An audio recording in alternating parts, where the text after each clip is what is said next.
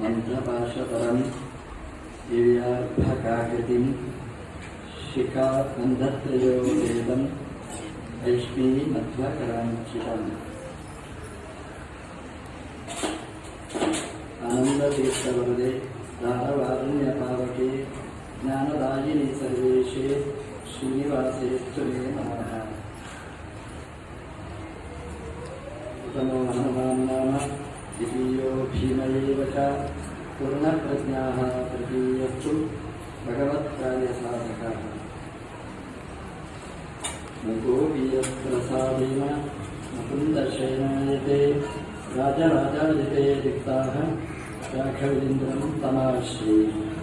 ಬ್ರಹ್ಮಚರ್ಯ ಹರಿಪ್ರೀತಿ ಸುವಿದ್ಯಾವಾದಶಾಲಿನಃ ಇಷ್ಟದಾಂ ಕಷ್ಟಹರ್ತ್ರೀಣಃ ವಿದ್ಯಾಮಾನ್ಯಾನ್ ಮುನೀನ್ ನಮಃ. ಸಮಸ್ತ ಗುರುಭ್ಯೋ ನಮಃ.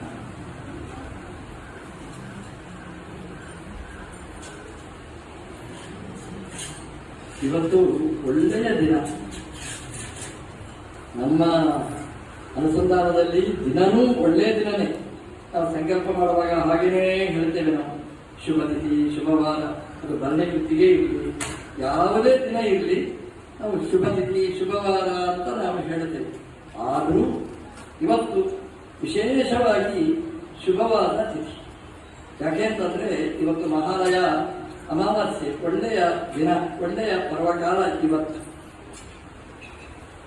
ಯಾವುದು ಹಳತ್ತೋ ಅದಕ್ಕೆ ತುಂಬಾ ಬೆಲೆ.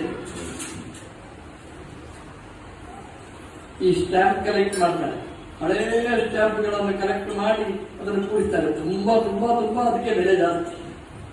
ಕಾಯಿನ್ಸ್ ಕೊಟ್ಟು ಮಾಡ್ತಾರೆ. ಹಳೆಯ ಕಾಯಿನ್ಸ್ ಅಂದ್ರೆ ತುಂಬಾ ಅದಕ್ಕೆ ಬೆಲೆ, ಎಷ್ಟು ಬೇಕಾದ್ರೂ ಬೆಲೆ ಕೊಟ್ಟು ಅದನ್ನು ತಗೊಳ್ಳಿಕ್ಕೆ ತಯಾರಾಗಿರ್ತಾರೆ.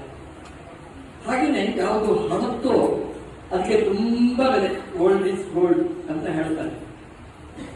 ಹಳತ್ತಾದ್ದಕ್ಕೆ ತುಂಬಾ ಬೆಲೆ ಇದ್ರೆ ತುಂಬಾ ಬೆಲೆ. ಹಳತು ಅಂತಂದ್ರೆ ನಮ್ಮ ಹಿರಿಯರು ಇರ್ತಾರೆ, ಅವರೆಲ್ಲ ವಯಸ್ಸಾದವರು, ಅವರು ತುಂಬಾ ಪೂಜ್ಯರಾದರು. ಉಪನಿಷತ್ತಲ್ಲಿ ಹೇಳುವಾಗ ಯಾರಿಗೆ ನಮಸ್ಕಾರ ಮಾಡಬೇಕು ಅಂತ ಹೇಳುವಾಗ ಮೊದಲು ಹೇಳೋದು ಗುರು ಹಿರಿಯರಿಗೆ ನಮಸ್ಕಾರ ಮಾಡಬೇಕು. ಗುರು ಮತ್ತೆ ಮೊದಲು ಹಿರಿಯರಿಗೆ, ಮಾತೃದೇವೋ ಭವ, ಪಿತೃದೇವೋ ಭವ, ಆಮೇಲೆ ಆಚಾರ್ಯ ದೇವೋ ಭವ, ಆಮೇಲೆ ಅತಿದೇವೋ ಭವ ಅಂತ ನಾವು ದೇವರನ್ನು ಎಲ್ಲಿ ನೋಡಬೇಕು, ಎಲ್ಲಿ ಪೂಜೆ ಮಾಡಬೇಕು ಅಂತಂದ್ರೆ ಯಾವುದೋ ಪ್ರತೀಕಕ್ಕಿಂತ ನಮ್ಮ ಅಮ್ಮನ ಪ್ರತೀಕ, ಅಪ್ಪನ ಪ್ರತೀಕ, ನಮ್ಮ ಹಿರಿಯರ ಅಜ್ಜ ಅಜ್ಜಿಯ ಪ್ರತೀಕ, ಅದು ಬಹಳ ವಿಶೇಷವಾದ ಪ್ರತೀಕ.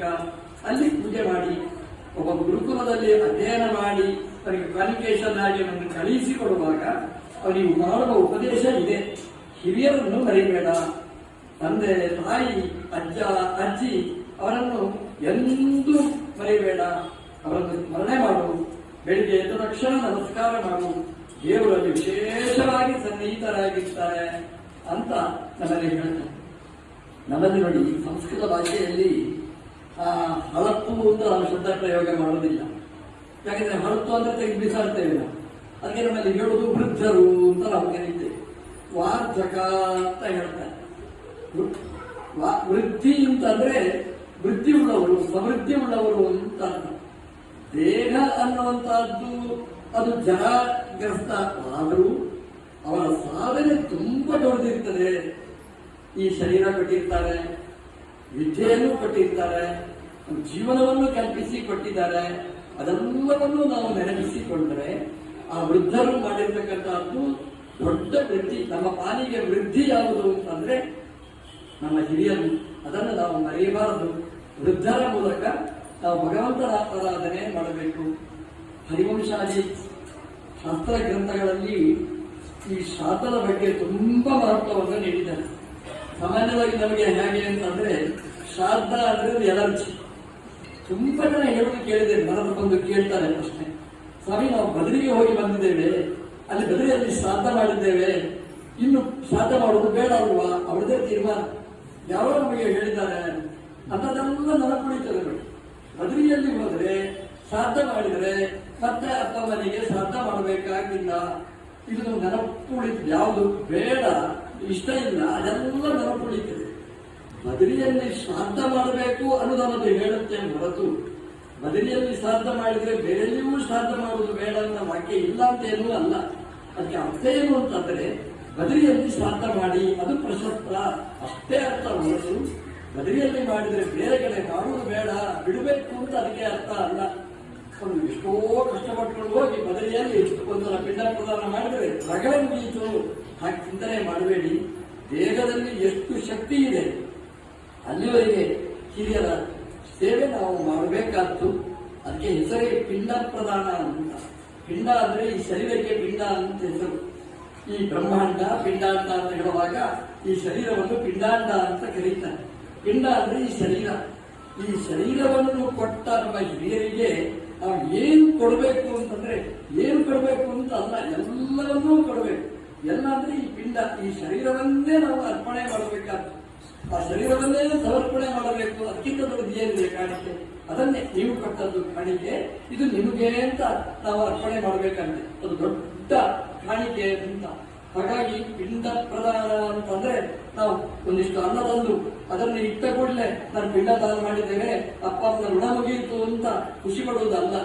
ಪಿಂಡ ಅಂದ್ರೆ ಈ ಶರೀರ, ಇದನ್ನು ಕೊಡ್ಲಿಕ್ಕಾಗುವುದಿಲ್ಲ. ಅದರ ಪ್ರತೀಕವಾಗಿ ಅನ್ನವನ್ನು ಸಮರ್ಪಣೆ ಮಾಡುವಂತಹದ್ದು ನಮ್ಮ ಸಂಪ್ರದಾಯದಲ್ಲಿ ಬರುತ್ತೆ. ಅನ್ನ ಅನ್ನೋದೊಂದು ಪ್ರತೀಕನೇ ಹೊರತು, ಸಂಕೇತನೇ ಹೊರತು ಅದೇ ಅಲ್ಲ. ಮುಖ್ಯವಾಗಿ ನಾವು ಮಾಡಬೇಕಾದ್ದು ಪಿಂಡ.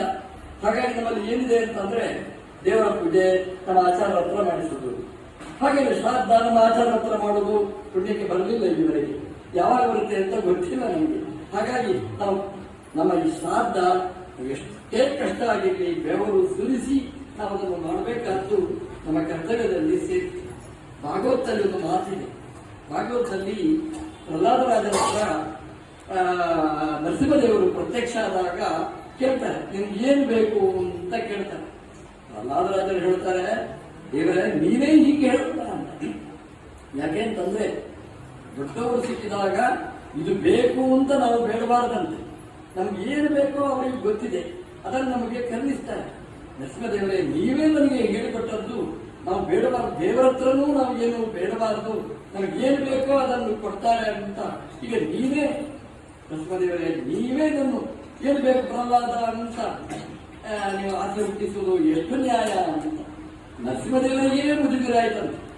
ನೋಡಿ, ಕೊನೆಗೆ ಇಷ್ಟು ಹೇಳಿದ ಪ್ರಹ್ಲಾದರಾಜರು ಸುಮ್ಮನೆ ಇರುವುದಿಲ್ಲ.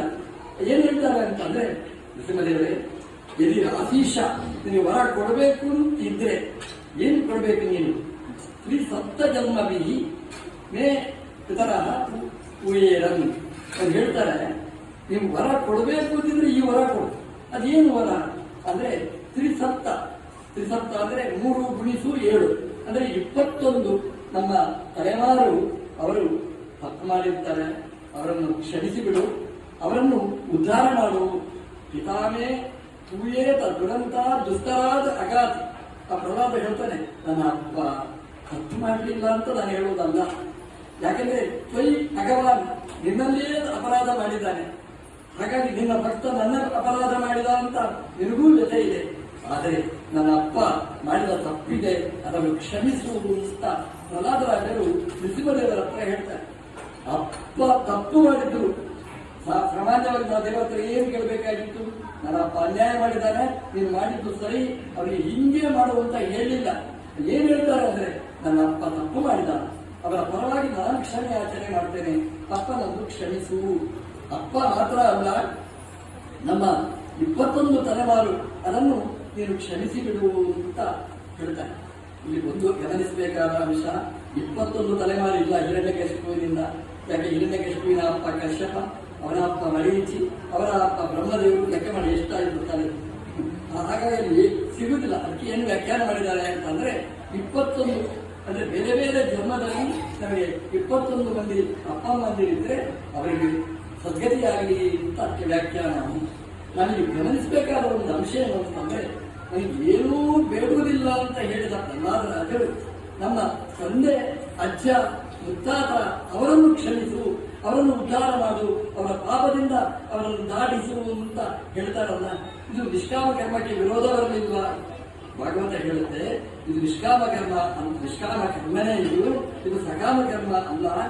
ನನಗೆ ಬೇಕು ಅಂತ ಏನಾದರೂ ಬೇಡಿದರೆ ಅದು ಸಕಾಮ ಆಗುತ್ತೆ, ನನಗೆ ಬೇಡಿದ್ದಲ್ಲ. ಪ್ರಹ್ಲಾದರಾಜರು ಇನ್ನೂ ಪುಟಾಣಿ ಕೂಸು ಅದು ಏನು ಕೇಳಿತು ಅಂತಂದ್ರೆ, ನನಗಿದು ಕೊಡು ಅಂತ ಕೇಳಿಲ್ಲ, ನಮ್ಮ ಹಿರಿಯರನ್ನು ಉದ್ಧಾರ ಮಾಡುವಂತ ಆ ಪ್ರಹ್ಲಾದರಾಜರು ಬೇಡುವುದರ ಮೂಲಕ ಇಡೀ ಆಸ್ತಿಕ ಸಮಾಜಕ್ಕೆ ಕೊಟ್ಟ ಸಂದೇಶ ಏನು ಅಂತಂದ್ರೆ, ದೇವರ ಹತ್ರ ನಾವು ಬೇಡಬೇಕಾದ್ದು ನನ್ನನ್ನು ಚೆನ್ನಾಗಿಡುವಂತಲ್ಲ, ನಮ್ಮ ಅಪ್ಪಮ್ಮನನ್ನು ಚೆನ್ನಾಗಿಡು, ನಮ್ಮ ಮುತ್ತಾತರನ್ನು ಚೆನ್ನಾಗಿಡು, ಅವರೆಲ್ಲ ಚೆನ್ನಾಗಿರುವ ಹಾಗೆ ಪ್ರಾರ್ಥನೆ ಮಾಡಬೇಕು ಅಂತ ಪ್ರಹ್ಲಾದರಾಜರು ನಮಗೆ ತೋರಿಸಿಕೊಟ್ಟಿದ್ದಾರೆ.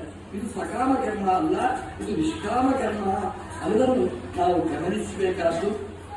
ಹಾಗಾಗಿ ಈ ಶ್ರಾದ್ದ ಕರ್ಮ ಇದರಲ್ಲಿ ಶ್ರದ್ಧೆ ಇಟ್ಟು ನಾವು ಮಾಡಬೇಕಾದ್ದು. ಯಾರೊಬ್ಬರು ಹೇಳಿದ್ರು, ನನಗೆ ಅಪ್ಪಮ್ಮನ ಮೇಲೆ ತುಂಬಾ ಶ್ರದ್ಧೆ ಇರಲಿ, ಹಾಗೆ ಅಪ್ಪಮ್ಮ ಬದುಕಿರುವಾಗಲೇ ಶ್ರಾದ್ದ ಮಾಡಿದ್ದೇನೆ. ಅಷ್ಟೊಂದು ಮಾಡಬೇಡಿ, ಅಪ್ಪಮ್ಮ ಇರುವಾಗ ಬೇಡ, ಅಪ್ಪಮ್ಮ ಹೋದ ಮೇಲೆ ಶ್ರಾದ್ದ ಬಿಡಬೇಡಿ. ಅಪ್ಪಮ್ಮ ಇರುವಷ್ಟು ಕಾಲ ಜೀವತೋ ವಾಕ್ಯಕರಣ, ಅವರು ಏನು ಹೇಳ್ತಾರೆ ಅದನ್ನು ನಾವು ಅನುಷ್ಠಾನ ಮಾಡಬೇಕು, ಅವ್ರು ಹೇಳಿದಾಗ ನಾವು ಕೇಳಬೇಕು. ಅದು ವೃದ್ಧರನ್ನು ನಾವು ಉಪಜೀವನ ಮಾಡತಕ್ಕಂತಹ ಕ್ರಮ. ಅದಕ್ಕೆ ಈ ಪಕ್ಷ ಇಡೀ ಪಿತೃಪಕ್ಷ ಅಂತ ಪಿತೃಗಳಿಗೇ ಒಂದು ಪಕ್ಷವನ್ನು ಇಟ್ಟಿದ್ದಾರೆ. ಏಕಾದಶಿಯನ್ನು ಬಿಟ್ಟು ಎಲ್ಲ ದಿನವೂ ಕೂಡ ಪಿತೃಗಳಿಗೆ ಶ್ರಾದ್ದ ಮಾಡುವಂತಹದ್ದು.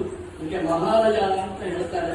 ಮಹಾಲಯ ಅಂದ್ರೆ ಲಯ ಅನ್ನೋದು, ಮಹಾ ಆಲಯ, ಮಹಾತ್ಮರಿಗೆ ಆಲಯ ಆಶ್ರಯ.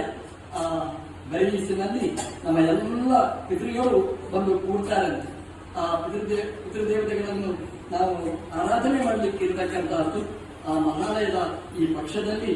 ಆ ಮಹಾಲಯವನ್ನು ವಿಶೇಷವಾಗಿ ನಾವು ಭಕ್ತಿಯಿಂದ ಶ್ರದ್ಧೆಯಿಂದ ಇಡೀ ಕುಟುಂಬ ಸಹಿತವಾಗಿ ನಾವು ಆಚರಣೆ ಮಾಡಬೇಕಾದ್ದು. ಈ ನಾರದರು ಎಲ್ಲ ಕಡೆ ಸಂಚಾರ ಮಾಡಿ ಧರ್ಮರಾಜನ ಹತ್ರ ಬರ್ತಾರೆ. ಧರ್ಮರಾಜನ ಹತ್ರ ಬಂದಾಗ ಒಂದು ಮಾತು ಹೇಳ್ತಾರೆ, ನಾನು ಎಲ್ಲೆಲ್ಲಿ ಹೋದೆ, ಏನೇನು ನೋಡಿದೆ. ಹೋದಾಗ ನಾನು ನರಕಕ್ಕೆ ಹೋದೆ ಅಂತ ನಾನು ರವಿ ಹೇಳ್ತಾರೆ. ನರಕಕ್ಕೆ ಹೋಗುವುದು ನಾವೆಲ್ಲ ಪಾಪ ಮಾಡಿ ನರಕಕ್ಕೆ ಹೋಗುವವರು ಜಾಸ್ತಿ. ನಾರದರು ಪಾಪ ಮಾಡಿ ನರಕಕ್ಕೆ ಹೋಗೋದಲ್ಲ, ಅವರ ಸಾಮರ್ಥ್ಯನೇ ಹಾಗೆ, ಎಲ್ಲಿ ಬೇಕಾದರೂ ಹೋಗಿ ಬರುವ ಶಕ್ತಿ ಅವರಿಗಿದೆ. ನಾರದರು ನರಕಕ್ಕೆ ಹೋದ್ರಂತೆ. ಯಾರ್ಯಾರು ಏನೆಲ್ಲಿ ಇರ್ತಾರೆ, ಏನೇನು ಮಾಡಿದ್ದಾರೆ, ಏನೇನು ಶಿಕ್ಷೆ ಅಂತ ನೋಡಬೇಕು ಅಂತ ಹೋಗ್ತಾರೆ. ಹೋದ್ರೆ ಅಲ್ಲಿ ರಾಮದೇವರು ಇದ್ದಾರೆ. ನಾರದರು ಸಾಷ್ಟಾಂಗ ಪ್ರಣಾಮ ಮಾಡಿದ್ರಂತೆ. ಕೂತ್ರಂತೆ ರಾಮದೇವರ ಮುಂದೆ. ರಾಮದೇವರು ಏನು ಮಾಡ್ತಾರೆ ಅಂತ ರಾಮದೇವರು ನೋಡ್ತಾರಂತೆ, ಎಲ್ಲ ಬಂದವರನ್ನು ನೋಡ್ತಾರಂತೆ. ಏನು ನೋಡ್ತಾರೆ ಅಂತಂದ್ರೆ, ರಾಮದೇವರ ಪೂಜೆ ಯಾರು ಮಾಡಿದ್ದಾರೆ, ಗುರು ಹಿರಿಯರನ್ನು ಯಾರು ಆರಾಧನೆ ಮಾಡಿದ್ದಾರೆ. ಯಮದೇವರಿಗೆ ಹೇಳ್ತಾರಂತೆ, ಯಮದೇವರೇ ಇವರು ಬಿಟ್ಬಿಡು, ಇವರು ರಾಮದೇವರ ಪೂಜೆ ಮಾಡಿದ್ದಾನೆ, ಇವರು ಶ್ರಾದ್ದ ಮಾಡ್ತಾನೆ. ಮಹಾರಾಜದ ದಿವಸ ಲೀವ್ ಹಾಕಿ ಅಲ್ಲಿ ಕಾರ್ಯಕ್ರಮದಲ್ಲಿ ಭಾಗವಹಿಸಿದ್ದಾನೆ, ಇವರನ್ನು ಬಿಡುವಂತ ಆ ಯಮ ಸಭಾತಲದಲ್ಲಿ ರಾಮದೇವರು ಸರ್ಟಿಫೈ ಮಾಡ್ತಾರೆ. ಅಂತಹ ರಾಮದೇವರನ್ನು ನಾನು ನೋಡಿದೆ ಅಂತ ನಾರದರು ಯಮಧರ್ಮರಾಜನ ಹತ್ರ, ಯುಧಿಷ್ಠಿರನ ಹತ್ರ ಹೇಳ್ತಾರೆ. ಇವತ್ತು ರಾಮದೇವರೇ ಚೆನ್ನಾಗಿ ಇಲ್ಲಿ ಬಂದಿದ್ದಾರೆ.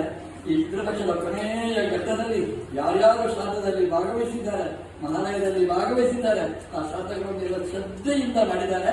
ಅವರೆಲ್ಲರ ಬಗ್ಗೆ ರಾಮದೇವರು ಯಮಧರ್ಮದ ರಾಜನಿಗೆ ಹೇಳ್ತಾರೆ, ಇವರ ತಪ್ಪುಗಳನ್ನೆಲ್ಲ ಪರಿಹಾರ ಮಾಡಿ ಇವರನ್ನೆಲ್ಲ ಉದ್ಧಾರ ಮಾಡುವಂತ ಹೇಳಲಿಕ್ಕೆ ರಾಮದೇವರೇ ನಿಮ್ಮ ಹತ್ರ ಬಂದಿದ್ದಾರೆ. ರಾಮದೇವರು ಎಲ್ಲರನ್ನೂ ಅನುಗ್ರಹ ಮಾಡಲಿ, ಎಲ್ಲರಿಗೂ ಸಮೃದ್ಧಿ ಮಾಡಲಿ, ಎಲ್ಲರಿಗೂ ಒಳ್ಳೆದು ಮಾಡಲಿ, ಎಲ್ಲರಿಂದಲೂ ಒಳ್ಳೆಯ ಸಾಧನೆ ಅದು ನಡೀಲಿ ಅಂತ ದೇವರಲ್ಲಿ ಪ್ರಾರ್ಥಿಸಿ, ನಾಳೆಯಿಂದ ಮತ್ತೆ ನವರಾತ್ರಿ ಹಬ್ಬ ಅದಿದೆ, ಆ ಪೂಜೆಯನ್ನು ದೇವರು ಸ್ವೀಕಾರ ಮಾಡಲಿ ಅಂತ ದೇವರಲ್ಲಿ ವಿಶೇಷವಾಗಿ ಪ್ರಾರ್ಥನೆ ಮಾಡಿ